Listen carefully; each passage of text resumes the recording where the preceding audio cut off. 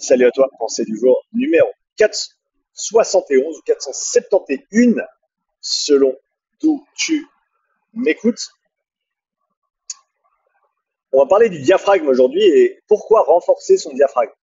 On m'a posé la question récemment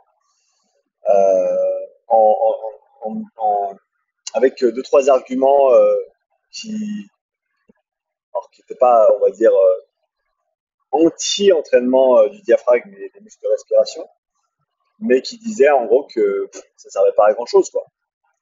Donc, on va parler de pourquoi entraîner son diaphragme, c'est intéressant, que ce soit pour le sport ou pour la santé. Ça va être le sujet du jour.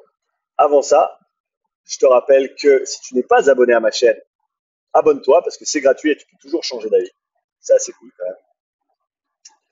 Et si tu es abonné, eh ben, appuie sur la petite cloche comme ça. Quand je poste du nouveau contenu, tu seras notifié et tu pourras regarder ce contenu. Vu qu'on parle respiration, je te rappelle que la formation sur le système respiratoire est en cours de développement. Cette formation va traiter des structures, des fonctions, des limitations, de l'évaluation et de l'entraînement des muscles respiratoires, du système respiratoire dans sa globalité.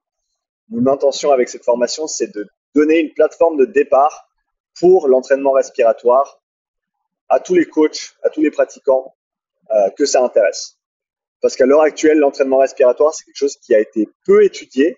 Alors, non, qui a été étudié de manière restreinte. C'est-à-dire qu'il y a une portion de la pyramide d'entraînement respiratoire, des différentes modalités qui existent, qui a été explorée, mais de manière très standardisée. Tout le monde a fait la même chose, les mêmes protocoles, les mêmes outils, les mêmes charges, etc. Donc, il y a énormément de choses à faire pour développer cet entraînement respiratoire dans le temps. Mais ça demande une base de compréhension du système respiratoire minimum pour pouvoir développer ces choses-là.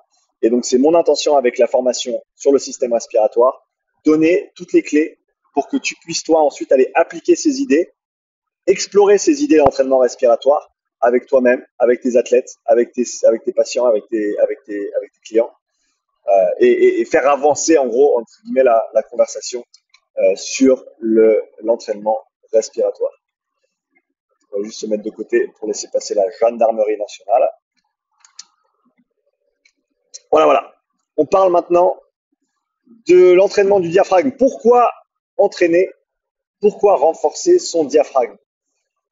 Donc déjà, je pense que c'est important de mentionner que l'utilité de l'entraînement respiratoire dans le cadre de performances sportives, d'efforts entre, disons, 6 et 60 minutes, d'efforts de sprint répétés, tels que sur les sports intermittents, sport d'équipe, sport intermittent, foot, rugby et autres, il est bien documenté. Hein. Il y a des méta-analyses qui en parlent, que bien sûr je citerai et j'utiliserai comme base de référence dans la formation. C'est bien documenté. En termes de performance, on voit un gain de performance entre 2 et 5% sur cette tranche sur ce domaine temporel de 6 à 60 minutes. Dans des sports continus type cyclisme, course à pied, natation, aviron. C'est bien documenté. Et donc l'intérêt, là, pour ceux qui cherchent des performances, bah, il est clair d'entrée de jeu. Ouais, mais Sean, c'est que 2%. 2%, 2% c'est beaucoup. Alors si tu es au tout début de ton aventure, peut-être que 2%, c'est quelque chose que tu vas pouvoir développer au niveau de tes performances en 2 semaines. Mais plus tard dans ton développement athlétique, ben 2% c'est considérable, c'est énorme.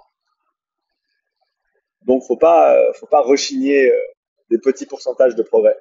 Et c'est de toute façon en accumulant des petits pourcentages de progrès fréquemment ou de manière continue et en les cumulant qu'on va pouvoir exprimer notre plein potentiel et atteindre notre plein potentiel de performance. Donc, un petit pourcentage de progrès sur les performances directement.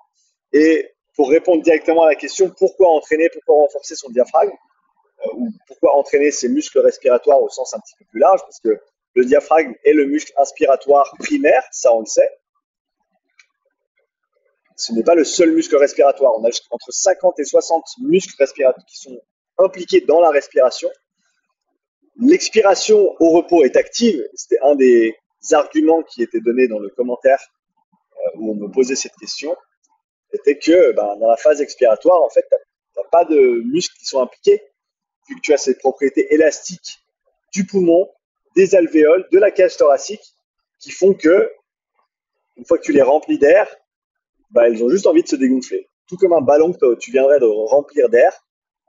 En gros, tu pousses l'air dans le ballon. Tu as un différentiel de pression, un gradient entre l'intérieur du ballon et l'extérieur du ballon. L'intérieur du ballon, tu as beaucoup d'air dedans dans un petit espace et donc une pression qui est élevée. L'extérieur, la pression atmosphérique reste constante. Si tu pinces le ballon, l'air reste dedans. Si tu lâches le ballon se vide. J'espère que j'ai bien fait le bruit du ballon. Le ballon se vide à cause du différentiel de pression, à cause du gradient entre l'intérieur et l'extérieur du ballon. C'est la même chose avec les poumons. Tu remplis tes poumons d'air. Si je lâche, sans devoir forcer, l'air ressort simplement parce que en inspirant, j'ai fait augmenter la pression intrapulmonaire, intrathoracique, intrapulmonaire. Et vu que le poumon est élastique, vu que les alvéoles sont élastiques, vu que la cage thoracique veut revenir à sa position initiale, l'air va sortir tout seul. Donc, on s'entend bien qu'au repos, l'expiration est passive. Mais, quand tu es dans une phase d'effort, l'expiration devient active. C'est d'ailleurs l'expiration qui doit s'accélérer le plus, si on parle du temps d'inspiration et du temps d'expiration. C'est l'expiration qui demande à être accélérée lorsque tu as une fréquence respiratoire et des volumes respiratoires qui sont conséquents. Donc, tu as des muscles qui sont bien sûr recrutés et nécessaires pour effectuer le mouvement d'expiration durant un effort physique. On a parlé donc des muscles inspiratoires et expiratoires qui nécessitent d'être recrutés et utilisés pendant un effort physique. Quelles sont les adaptations attendues de l'entraînement respiratoire? On va avoir une hypertrophie du diaphragme. Donc pourquoi entraîner un muscle? Pourquoi tu t'entraînes en fait? C'est ça la question. Hein? On se dit souvent, ouais, les muscles, on les entraîne, contraction, hypertrophie, endurance, blablabla. Et après, on te dit, ouais, mais les muscles respiratoires, ça sert à rien de les entraîner. Pourquoi? C'est des muscles comme les autres. Alors, tu vas entraîner ton mollet, mais tu vas pas entraîner ton quadri. Pourquoi? C'est quoi l'argument? Il n'y a pas d'argument, en fait. Entraîne tous tes muscles, et notamment tes muscles respiratoires. Hypertrophie des muscles respiratoires. Il semblerait qu'il y a des changements de fibres, changements de type de fibres qui peuvent être manifestés au niveau des muscles expiratoires, des intercostaux. Je pense en lien avec le fait d'appliquer une expiration et une inspiration plus puissante, plus rapide, et résister, qui vont avoir cet effet sur le changement de fibres musculaires. Mais plus important que ça, on a le coût de la respiration qui va être plus bas, de par des muscles qui vont être mieux développés, de par un contrôle neural des muscles respiratoires qui est mieux développé. On sait que le renforcement musculaire, de manière générale, a un impact positif sur le contrôle moteur, sur cette connexion, cet influx neuromusculaire. Et en gros, si tu as des muscles qui sont bien entraînés, qui sont plus développés, ça va te coûter moins au niveau de l'activation nerveuse pour les solliciter. On a plusieurs facteurs qui contribuent à ça. J'en parlerai dans la formation. Donc, on a l'aspect neuromusculaire, on a l'aspect économie, simplement de travail. Un muscle qui est entraîné coûte moins pour un rendu de travail donné. Donc, on a une économie au niveau énergétique. On a comment on dit ça en français? Un affaiblissement, c'est pas le bon terme. J'aime pas ce mot, donc je vais essayer de mieux faire. On a un effet positif sur le réflexe métabolique respiratoire. Ce que je veux dire par là, c'est une atténuation. Voilà, c'est ça le terme que je cherchais. Et pour ceux qui ne connaissent pas ou ne comprennent pas le réflexe métabolique respiratoire, c'est un mécanisme bien documenté également qui nous dit que lorsque les muscles respiratoires fatiguent, ton cerveau, pour des questions de survie tout simplement, ton cerveau va rediriger le flux sanguin depuis les muscles moteurs, les jambes en vélo par exemple, vers les muscles respiratoires via une vasoconstriction des vaisseaux sanguins, vasoconstriction sympathique via le système nerveux sympathique. Et si tu as moins de sang dans les jambes pour courir ou pour faire du vélo, devine quoi, tu iras moins vite. Tu pourras tenir moins longtemps. Si on peut donc atténuer, si on peut donc rendre les muscles respiratoires et notamment le diaphragme plus fort et plus endurant, on va atténuer cet effet du réflexe métabolique respiratoire. Et il y a une étude très intéressante qui a été effectuée par un gars qui s'appelle Jerome Dempsey, il y a de ça bien des années, qui est un des pionniers, un des grands-pères de la physiologie respiratoire, où ils ont utilisé un ventilateur mécanique, donc quelque chose qui va t'aider à respirer au niveau mécanique, au niveau de ta cage thoracique, qui va décharger les muscles respiratoires de leur travail durant un effort intense. Et ils ont montré un flux sanguin plus important dans les membres moteurs via cette décharge des muscles respiratoires. Ce qui fait qu'on peut comprendre l'effet inverse, qui est que si tu renforces, tu rends plus endurant tes muscles respiratoires, à une charge égale, tu auras plus de sang dans les jambes, ou à une intensité égale, tu auras plus de sang disponible dans les jambes pour effectuer le travail requis. Ce qui engendre de meilleures performances, des temps à l'échelle plus longs. Donc, plein de bonnes choses en fait, plein de bonnes choses.